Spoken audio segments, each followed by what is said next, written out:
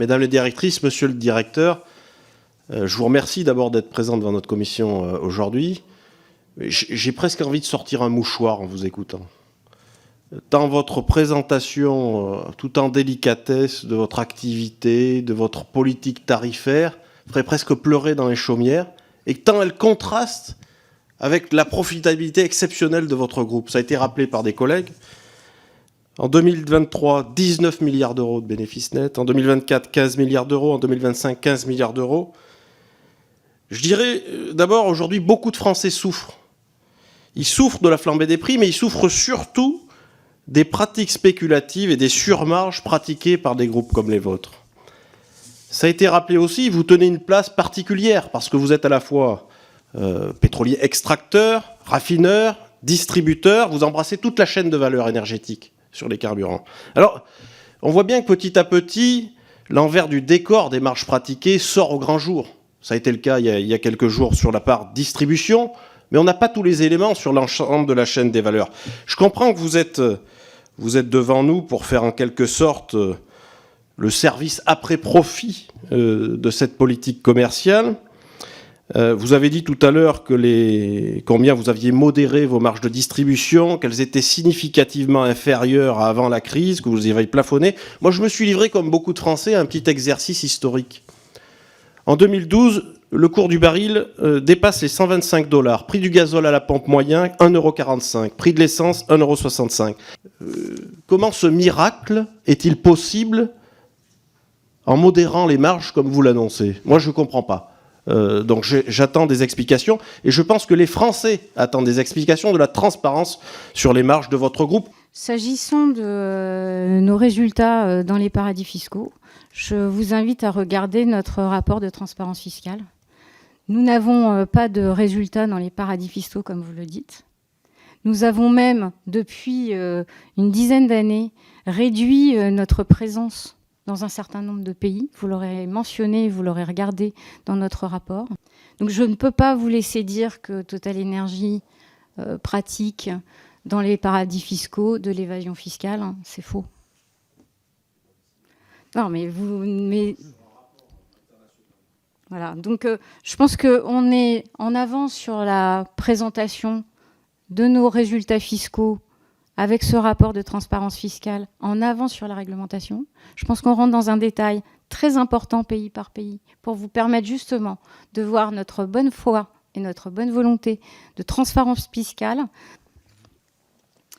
Comme je l'ai dit à votre collègue, monsieur le député, ce milliard a été repris et calculé par la presse internationale. Ce milliard n'a jamais été communiqué par Total Énergie. Et s'il s'agit de savoir à quoi servent nos activités de négoce dans le monde, encore une fois, je peux vous le dire, c'est la mobilisation de nos équipes qui ont su sécuriser des cargaisons de pétrole brut, des cargaisons de carburant et des cargaisons de gaz pour permettre à la France aujourd'hui de vivre sans tension particulière sur ses approvisionnements. Oui, Monsieur le Président, Mesdames et Messieurs représentants Total, il y a deux choses aujourd'hui qui font consensus en France à peu près. C'est qu'on a l'effectif pour gagner la Coupe du Monde de foot, et c'est que la défiance vis-à-vis de Total dans le pays est pour le moins totale. Alors, Monsieur le Président, vous invitez des représentants de la direction. Je regrette qu'il n'y ait pas Monsieur Pouyanné, et vous faites un petit peu, si je puis dire, thérapeute de couple pour renouer cette confiance. Et pour renouer la confiance, il faut poser qu'est-ce que c'est aujourd'hui la situation pour les citoyennes et les citoyens de notre pays. C'est 2,20 € au litre à la pompe pour le gazole. C'est simple, on est les champions d'Europe, j'ai encore vérifié ce matin, du prix le plus cher à la pompe. Et pour cela, il y a des conséquences évidentes sur le quotidien des habitantes et des habitants. D'abord, les professionnels, ceux qui travaillent dans le transport, les aides-soignantes, les infirmiers, les pêcheurs, les agriculteurs, mais aussi pour les personnes de manière générale dans leur lien social. C'est des vacances en famille dont on se prive, aller voir des amis ou des proches, tout simplement. De nombreuses personnes donc sont affectées par les prix à la pompe, et ceci ne sont pas tombés du ciel. Ils sont le résultante d'une logique économique dans laquelle la société Total a sa part. En effet, en 2022, lorsque Poutine a envahi l'Ukraine, les compagnies pétrolières dont Total ont profité de cette crise géopolitique pour avoir des marges plus importantes. C'est encore le cas avec la guerre qui est actuellement menée par Trump et Netanyahou. Ainsi, selon le Financial Times, vous l'avez dit, Monsieur le Président, Total vient de réaliser en un mois près d'1 milliard d'euros de profit pendant que les consommateurs, eux, trinquent. Le bilan à plus long terme est aussi assez calamiteux pour l'intérêt général.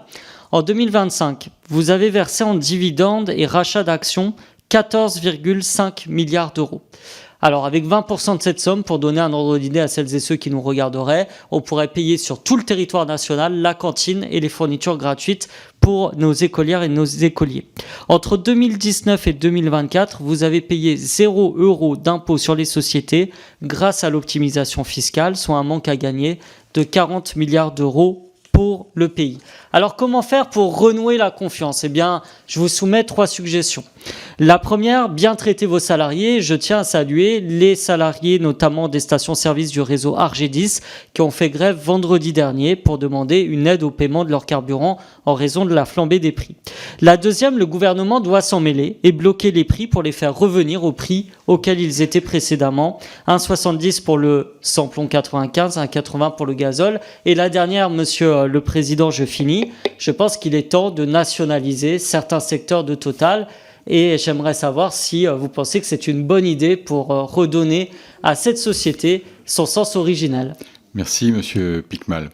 Pour donner un élément de réponse, nous avons invité la société Total à venir ici devant la commission et je la remercie une nouvelle fois d'être venue. Ensuite, le groupe choisit qui sont ses représentants pour venir devant la commission, mais je les remercie tous les 3 d'être présents et de pouvoir apporter des réponses à vos questions et notamment les vôtres, et c'est à eux maintenant de les apporter. Donc, je vais prendre la première partie de la question. Merci, monsieur le député. Je vais revenir sur quelque chose qu'on vous a déjà dit, mais qui est une réalité sonnante et trébuchante. Donc, en avril, la moyenne du prix en France, sur le marché, était de 2,26 € du litre, taxes comprises. Les grandes surfaces étaient à peu près à 2,26 € du litre également. La moyenne du prix de réseau Total Énergie était à 2,16 € du litre lors du mois d'avril. D'ailleurs, ça revient sur un élément concret de qu'est-ce que ce plafonnement a représenté. Je voudrais aussi répondre tout de suite sur nos collègues d'Argedis.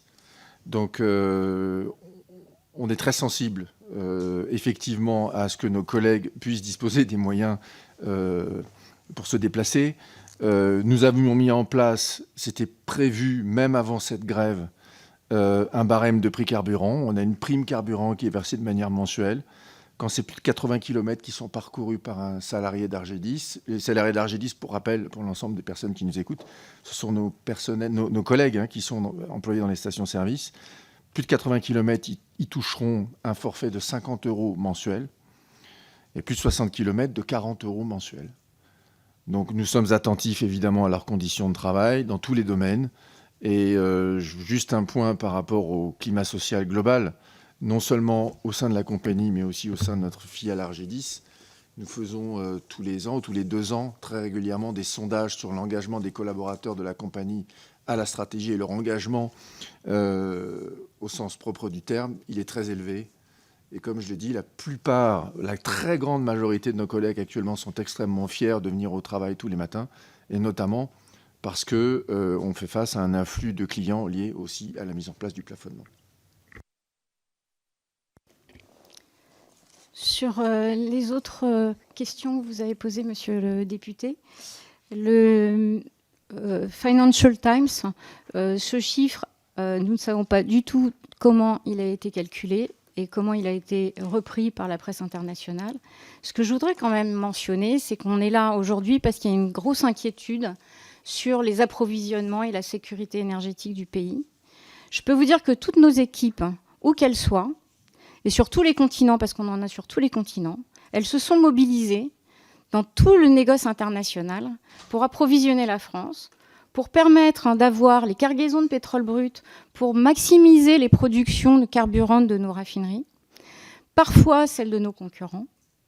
Nous avons aussi mobilisé, et je peux vous dire que nos équipes sont hyper mobilisées depuis le début de ce conflit, pour pouvoir couvrir les demandes, nos contrats en carburant, ainsi que, comme le mentionnait M. Larocque tout à l'heure, ceux des grandes surfaces qui nous l'ont certainement mentionné lors des dernières réunions à Bercy, parce que nous avons assuré effectivement, grâce à ces équipes, la sécurité énergétique de la France, quelle que soit l'énergie, que ce soit en pétrole brut pour le raffinage, que ce soit en carburant ou que ce soit en gaz. Donc moi, ce que je retiens, je vais vous dire, nous, on est Total Énergie en France, c'est que jusqu'à maintenant, nos équipes, elles ont assuré, et que la sécurité énergétique, je crois que les Français, entre les approvisionnements de nos stations, de nos raffineries, la distribution et les contrats, plus le plafond, je crois qu'on peut être fiers de ce que nos équipes collectives, un peu partout sur la planète et aussi en France, ont réussi à faire.